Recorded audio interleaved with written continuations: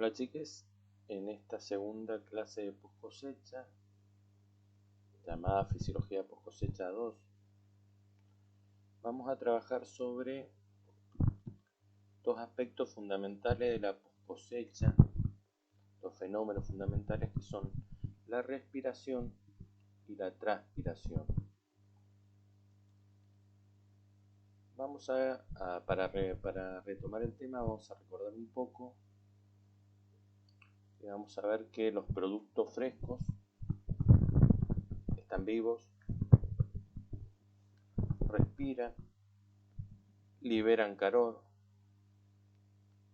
pierden humedad, es decir, que transpiran, y se pueden enfermar debido a muchas de estas causas, y también incluso pueden morir y entrar en pudrición.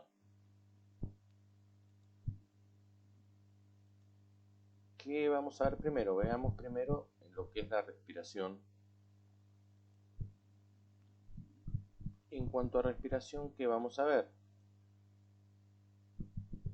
Primero el concepto de respiración, que la respiración es un proceso en el cual las reservas orgánicas, azúcares, almidones y hasta proteínas o otros metabolitos son degradados, son destruidos, decompuestos a productos finales simples, son el dióxido de carbono y el agua, y se produce una liberación de energía.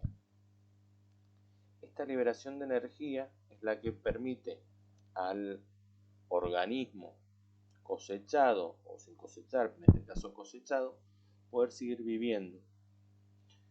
Permite a sus células tener energía para seguir viviendo. Esta transformación de un producto orgánico en productos simples de energía no es una transformación perfecta, sino que parte de esa energía se libera como calor, produciendo un aumento de la temperatura del producto y del ambiente que lo rodea. Como dice acá, las frutas y hortalizas frescas necesitan respirar y obtener la energía para mantenerse vivas. Durante la respiración, la producción de energía proviene de la oxidación de las propias reservas de almidón, azúcar y otros metabolitos como las proteínas. La respiración es una reacción incompleta, por lo que parte de la energía se libera en forma de calor. ¿Qué daños o qué consecuencias tiene para el producto nuestro la respiración, para el producto que nosotros estamos almacenando o procesando? Fundamentalmente hay una disminución de reservas, disminuye el almidón, disminuyen las azúcares, las proteínas, y eso tiene como consecuencia una pérdida de sabor, pérdida de aroma y también pérdida de peso. Nuestro producto pierde peso. También, debido a esa reacción incompleta, encontramos que hay un aumento de la temperatura del producto y de el ambiente que lo rodea, provocando un aumento de la transpiración, un aumento de la pérdida del agua del producto. Y acá sí es importante la pérdida de peso. La principal causa de pérdida de peso de los productos es fundamentalmente por la pérdida de agua. Y también otros daños como marchitamiento, que ya veremos en la parte de transpiración. Si observamos este gráfico, es un comportamiento, ha medido el comportamiento de la pérdida de peso en melones almacenados a 2 grados centígrados por 20 días y después transferidos a 20 grados centígrados. Si vemos, centrémonos solamente en el control, en el ensayo común. Estos son con diferentes tratamientos. MSP es un producto que ya lo vamos a ver, que se utiliza para disminuir la transpiración y disminuir la producción de etileno, que ya lo vamos a ver en la producción de etileno. Un producto recubierto con cera y diferentes combinaciones. Pero si nos centramos en el control, si nos centramos en todos, vemos que a medida que avanzan los días, avanza la pérdida de peso también.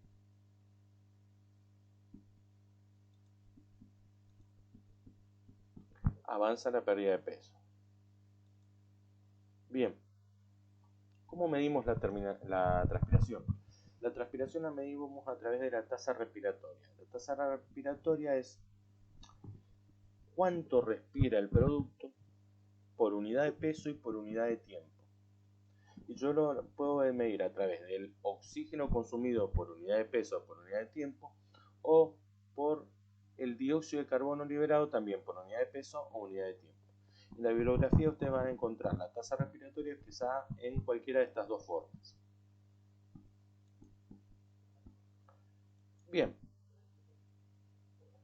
fijémonos algo o veamos un poquito cómo se comportan los productos en cuanto a la tasa respiratoria.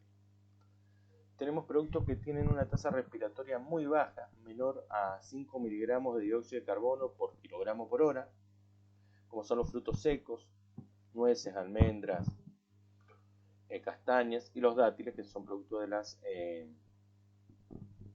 palmeras. Después tenemos productos que tienen una tasa respiratoria extremadamente alta, con tasas de más de 60 miligramos de dióxido de carbono por kilogramo por hora, como son el espárrago, el brócoli y la espinaca. Después tenemos productos que van desde baja a muy alta tasa respiratoria, como son la manzana, las ciruelas, la frutilla, la frambuesa o las alcachofas.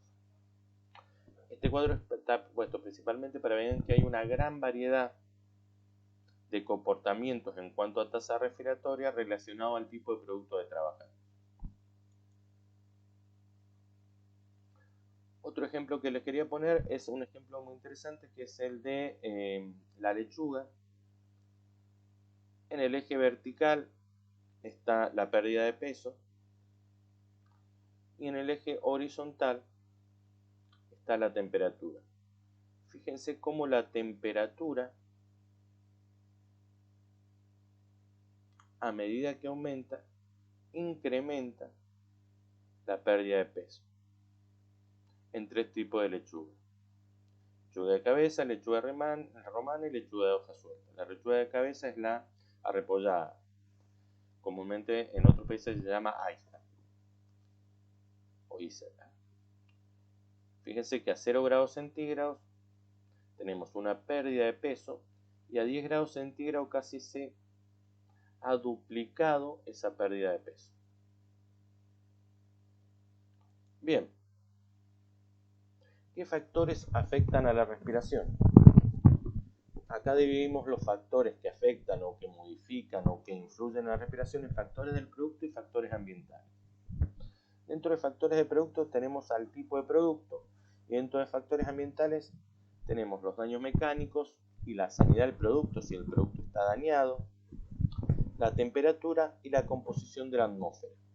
Porque acordémonos que el oxígeno que necesita este producto para poder realizar su reacción química es tomado de la atmósfera.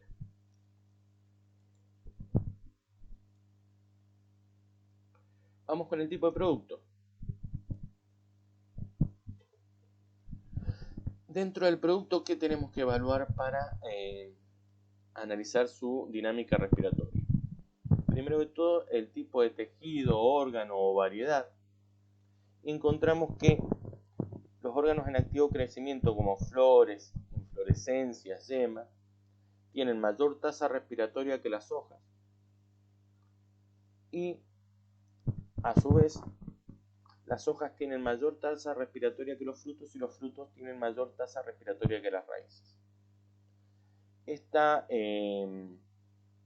dinámica o disminución de la tasa respiratoria está dada con una característica, es que si un tejido está en activo crecimiento necesita una mayor división celular, y para producirse esa mayor división celular necesita consumir más energía, y la energía la obtiene de la respiración. Las raíces que ya no están en activo crecimiento, o los frutos, las hojas, tendrán mucha menor tasa respiratoria que las flores o inflorescencias, las yemas, que están en permanente crecimiento. También es importante tener en cuenta el tamaño del producto. Si el producto tiene mayor tamaño, tendrá mayor tasa respiratoria. ¿Por qué? Porque su estructura celular, su estructura de tejidos necesita mantener un mayor peso, mantener un mayor tamaño, y por lo tanto necesita más energía y va a presentar una tasa respiratoria mayor. También encontramos que otra de las determinantes en cuanto a producto es la edad o estado de desarrollo del producto. En general, los vegetales más jóvenes que todavía están creciendo y se están formando tejidos nuevos, presentan más respiración por lo que decíamos anteriormente. Necesitan energía para dividir esas células y generar nuevos tejidos. Y por último vamos a ver el patrón de maduración. Si el fruto es climatérico o no climatérico, todavía no hemos visto ese tema. Ese tema será objeto de del próximo video, que es Fisiología post cosecha 3, en que analizaremos las diferencias entre un fruto climatérico y un fruto no climatérico. Bien, en esta imagen podemos ver que nosotros trabajamos con, como decíamos recién, con diferentes tipos de productos, desde inflorescencias que tienen un rápido crecimiento. Cualquiera que haya comprado brócoli ve que ha observado que en poco tiempo el brócoli entra en degradación debido a su alta tasa respiratoria. Peciolos y hojas como en el apio, hasta tallos tuberosos o como la papa, o raíces engrosadas como la zanahoria, que tienen una mayor conservación. Recordemos siempre que los que más sensibles a la respiración son las yemas, las flores y los órganos en activo crecimiento.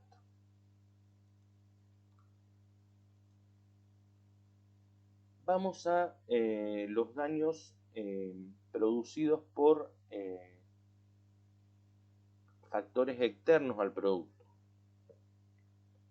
En este caso lo que vamos a encontrar es el principal daño o causa son las heridas y machucones producidos la ruptura de células y daños de tejidos. La planta, cuando tiene una herida, naturalmente tiende a cerrar esa herida y recomponer los tejidos dañados. Para eso tiene que producir primero una nueva reproducción celular y una nueva reconstrucción de tejidos, lo que implica una necesidad mayor de energía. Por otro lado, las heridas también permiten la entrada de patógenos, de microorganismos, fundamentalmente hongos y bacterias, que son otro factor que me va a ayudar al incremento de la respiración. El problema que tenemos es que con este aumento de la temperatura aumenta la temperatura del ambiente. Y si yo tengo mi producto en una caja cerrada o en un ambiente cerrado, el aumento de temperatura del ambiente va a influenciar sobre el aumento de la respiración y la transpiración de todos los demás productos. Por eso la última consigna dice que una fruta dañada en una caja es un riesgo para la caja entera. Y un consejo que siempre se hace cuando se trabaja en galpón de empaque o en acopio de frutas y verduras es que nunca colocar, o que no es conveniente colocar, fruta herida con fruta o productos sanos.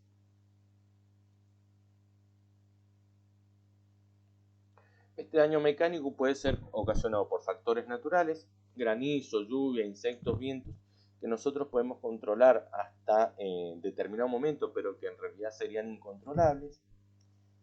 Y factores controlables, como pueden ser la poda, podando de forma tal de que no se me toque, no se me golpeen la fruta. Los riegos, cortando el riego antes de cosecha, para que el fruto no esté hinchado de agua, no tenga las células turgentes que son mucho más sensibles a la rotura. Y las fertilizaciones, fundamentalmente haciendo fertilizaciones con productos que me aumenten el tamaño de la pared celular, como calcio, y no fertilizando a fines de cosecha con productos que me incentiven la absorción de agua que me va a hinchar las células, me las va a poner turgente, como es el nitrógeno. Pero fundamentalmente ¿Yo dónde tengo que controlar estos factores controlables? En la cosecha, sabiendo que el manipuleo mal hecho, mal realizado, o la cosecha mal realizada me va a provocar daño en los frutos. En el empaque, capacitando a mi personal y regulando a las máquinas del empaque para que no me dañe el producto. Y en el manipuleo dentro de ese empaque.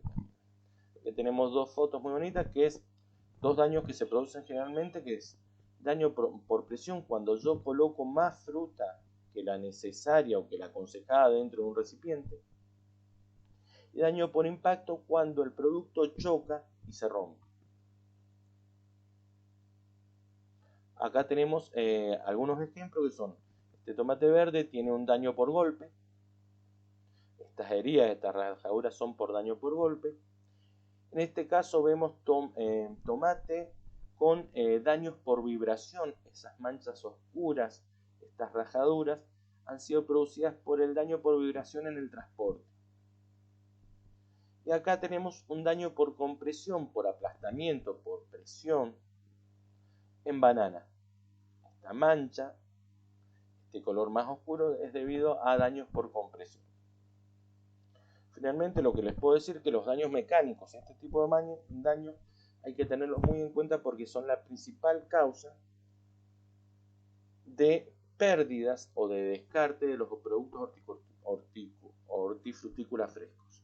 De nada me sirve sacar el mejor tomate, el mejor durazno, la mejor pera de mi finca con una adecuada cosecha, con una adecuada poda, con un adecuado riego, si luego en el empaque, donde se lo manipulea y se lo envasa para comercializarlo, o se lo transporte a otro lugar para comercializarlo, el manejo es desconsiderado con el producto. Me provoca daños que me hacen tener muchas pérdidas.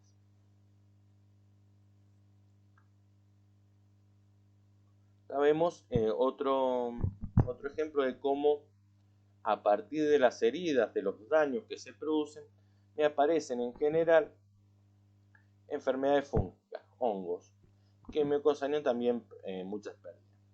Hay que recordar que la mayoría de las infecciones post cosecha, casi seguiría de la totalidad, ocurren porque en algún momento, por alguna causa, se rompe la piel, la epidermis del producto. Entonces hay que tratar de evitar la rotura de esta epidermis. Vamos a otra variable o a otra causa o a otro elemento que me afecta la respiración. En este caso vamos a ver la temperatura. Tenemos que saber que la temperatura es el factor más importante que me afecta la vida post cosecha de un producto. Y la temperatura determina la velocidad de la respiración. En general, por cada 10 grados centígrados que aumenta la temperatura, la tasa respiratoria o la respiración se incrementa entre 2 y 4 veces. Es decir, que hay una relación directa entre respiración y temperatura. Por otro lado, cuando aumenta la temperatura,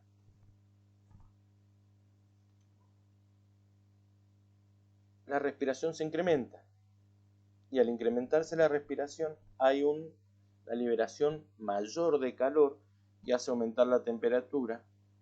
Y esto se traduce en una reacción en cadena autocatalítica en que el propio proceso influenciado está generando condiciones para que ese proceso aumente su intensidad.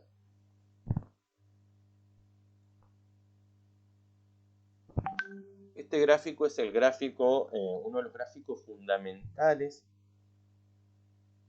de la fisiología post cosecha, y un gráfico que se lo denomina o se lo llama el gráfico de vida útil del producto.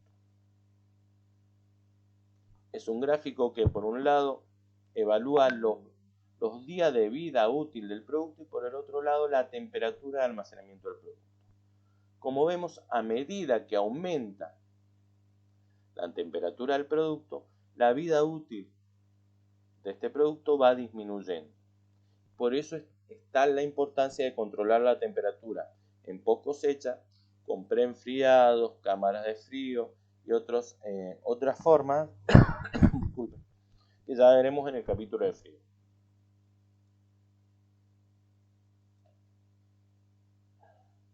Vamos a la composición atmosférica. Ya habíamos dicho que en cuanto a composición atmosférica, la planta o el producto necesita oxígeno para realizar la respiración. En este caso, el contenido de oxígeno y el contenido de dióxido de carbono en el lugar de almacenamiento afectan el ritmo respiratorio. Recordemos que en la atmósfera hay aproximadamente un 21% de oxígeno, está compuesta por un 21% de oxígeno, y que con contenidos del 2, 3 hasta 1% de oxígeno logro yo disminuir el ritmo respiratorio, disminuir la tasa respiratoria de los productos. No para todos los productos. Tengo problemas con productos con alta tasa respiratoria, con alto ritmo metabólico, que son generalmente los que están en activo crecimiento, que si yo les disminuyo a esos niveles la tasa respiratoria, provoco que, como el producto quiere seguir respirando y el oxígeno no le alcanza, o necesita seguir respirando y el oxígeno no le alcanza, la vía respiratoria se desvía a una vía fermentativa, anaeróbica sin oxígeno, que también produce energía, pero que tiene como subproducto alcoholes, fenoles, ésteres que me degradan el órgano que yo estoy conservando.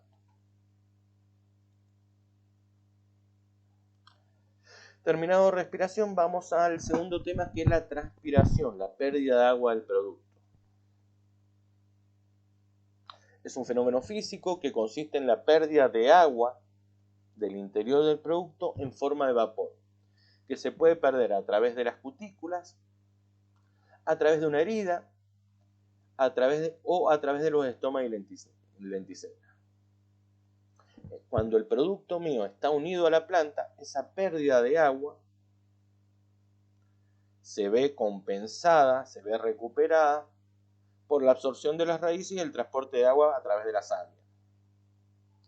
El problema lo tenemos cuando yo he cosechado el producto y el producto se me sigue transpirando, pero ya no tiene una forma de reponer agua.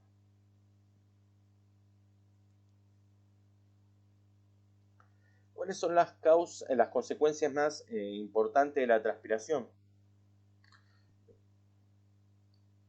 Ya lo vamos a ver en un gráfico al final, en un cuadro al final, pero las pérdidas de peso son muy grandes por transpiración, son la principal causa de pérdida de peso. Pero también tenemos pérdida de calidad que hacen que nuestro producto se valorice o directamente no sea comprado. Hay pérdidas de calidad en apariencia, marchitamiento, arrugamiento, los daños que puede tener se desarrollan más rápidamente.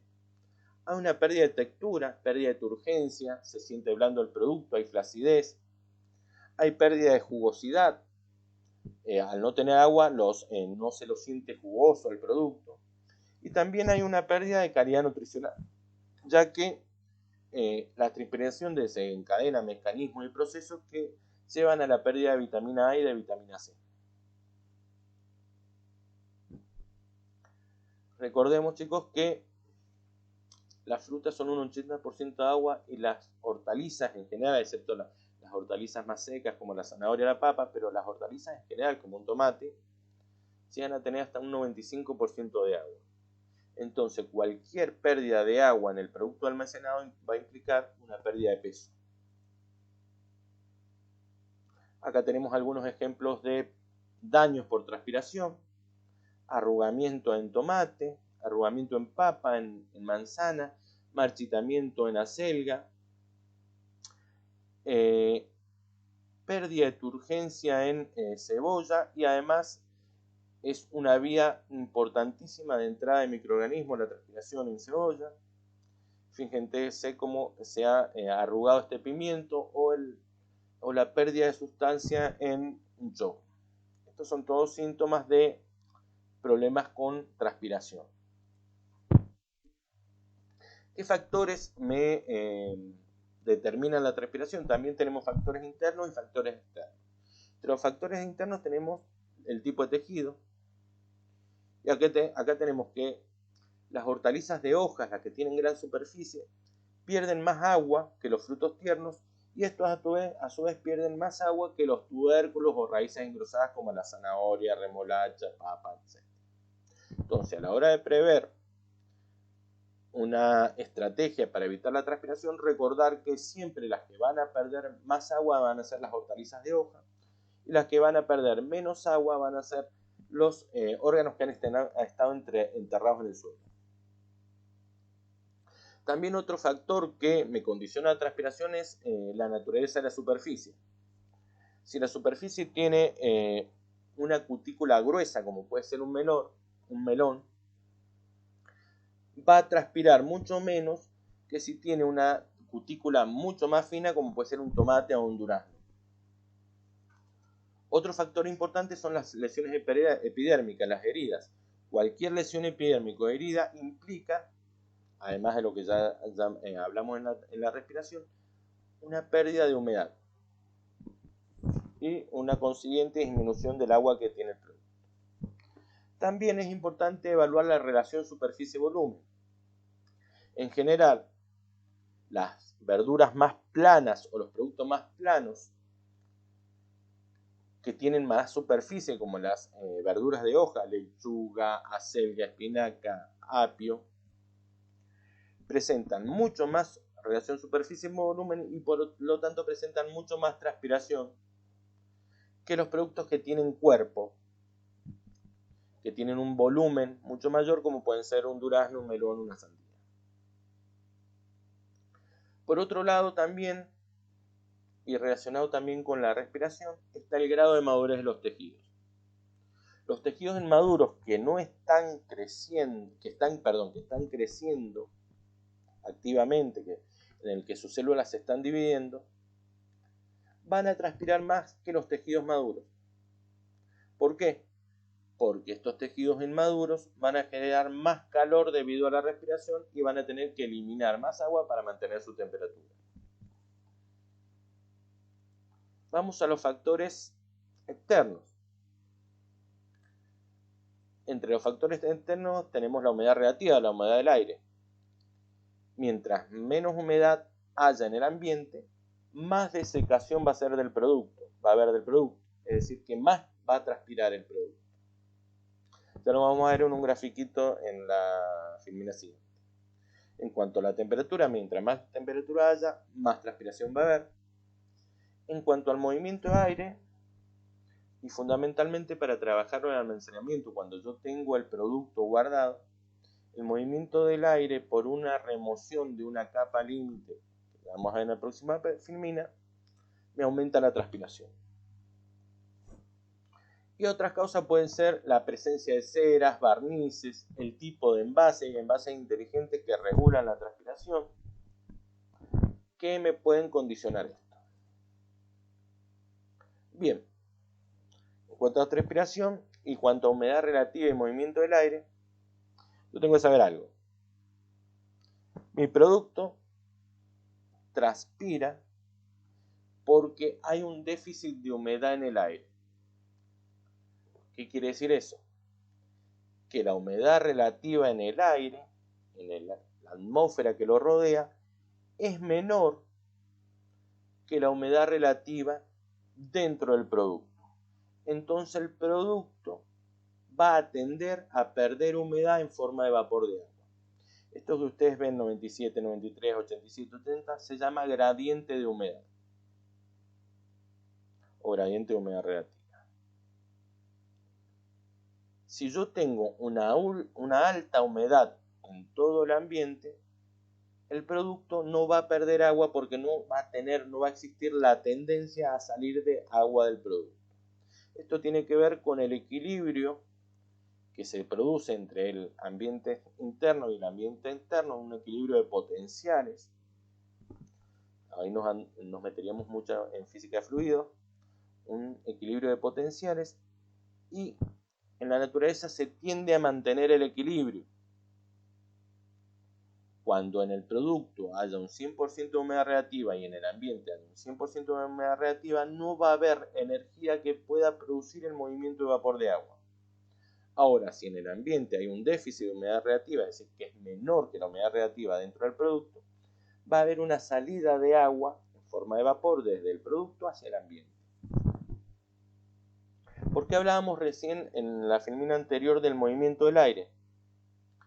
El movimiento del aire lo que me hace es remover todo este gradiente, esta capa que se forma de humedad. Entonces me provoca un déficit de humedad cercano al producto. Y esto hace que el producto pierda más humedad. ¿Por qué? Porque él capta que en el ambiente hay menos humedad. El ejemplo típico que yo siempre doy es cuando se seca una remera más rápido, cuando yo la cuelgo afuera en el tendedero, cuando corre viento o cuando no corre viento. Se seca más rápido cuando corre viento, o lo mismo que si yo pongo una ropa determinada a secar enfrente de un ventilador. Más de uno lo habrá hecho, especialmente cuando tienen que ponerse a la noche la ropa para salir el viernes, el sábado o el domingo. ¿Qué ocurre con esto? El aire remueve la capa límite que hay entre la remera y el ambiente, que está cargada de humedad porque está perdiendo humedad la ropa, y genera un déficit de humedad relativa cerca de la ropa. Entonces obliga a la ropa a perder más humedad.